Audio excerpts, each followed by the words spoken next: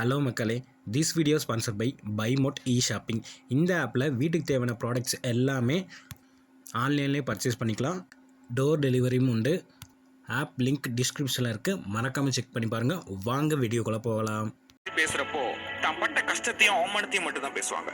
But அதுல இருந்து எப்படி வெளியே வந்தாங்கன்னு யாருமே சொல்றது இல்ல. ஆனா நாம அப்படி இல்ல.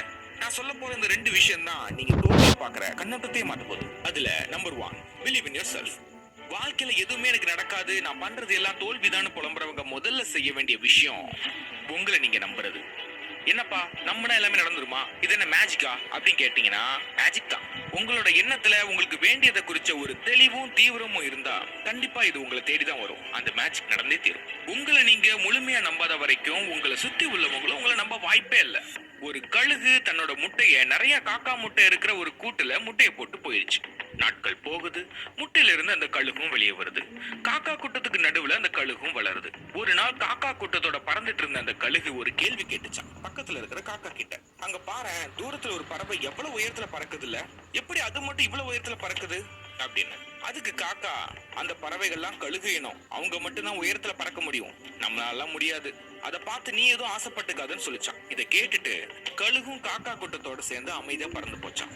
பாவம், அந்த கழுகுக்கு தெரியாது தான் யாருன்னு. இந்த மாதிரிதான் நம்ம லைஃப்ல நம்ம யாருன்னே தெரியாம நம்மளை பத்தி மத்தவங்க கிட்ட ரிவ்யூ கேட்டுட்டு இருப்போம். கேட்டது மட்டும் இல்லாம அவங்க சொன்னது உண்மைன்னு நம்புவோம். நம்ம ஆள் மனசுக்கு ஒரு பவர் இருக்குது, அது கிட்ட நம்ம என்ன சொல்றோமோ அதுதான் நடக்கும். வாழ்க்கையில எனக்கு எல்லாம் நெகட்டிவா தான் நடக்குது, எனக்கு எல்லாமே தோல்விதான்னு சொல்றீங்கல்ல, நல்லா யோசிச்சு உங்க மனசு கிட்ட கேளுங்க.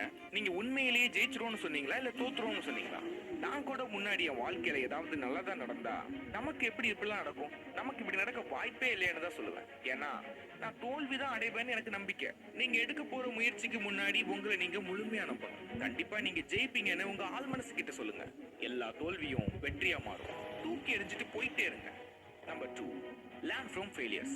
நீங்க என்னதான் உங்க மனசு கிட்ட ஜெயிச்சிரோன்னு சொன்னாலும் தோல்வியை சந்திக்காம வெற்றி அடைய முடியவே முடியாது. அட்லீஸ்ட் ஒரு தடவையாவது தோத்துதான் ஆகணும். என்னப்பா இப்பதான் உங்க ஆள் மனசு ஆளோட மனசுன்னு சொன்னேன், இப்போ ஏன் இப்படி பேசுறேன்னு கேட்டா, உங்க ஆள் மனசுக்கு இந்த தோல்வி நிரந்தரம் இல்ல, வெற்றி தான் நம்ம இலக்குன்னு அதுக்கு நல்லா தெரியும். அதுக்கு ஞாபகப்படுத்த தான் அப்படி சொன்னேன். நம்ம ஒரு மொபைல் கேம் விளையாடுறோம். ஃபர்ஸ்ட் ஸ்டேஜ் எவ்வளவு ஈஸியா இருக்குது, அதே மாதிரி கடைசி வரை போகிறது இல்லையே. சரி, அதையும் ஏதோ செட்டிங்ஸ் மாத்தி ஈஸியா கேம் பிளே பண்ற மாதிரி மாத்தி வச்சா அந்த கேம்ல சுவாரஸ்யமே இருக்காதுல்ல. அந்த கேம்ல நெக்ஸ்ட் லெவல் போகணும், நிறைய தோக்கணும், நிறைய கத்துக்கணும், அப்பதான் அதுல ப்ரோ ஆக முடியும்.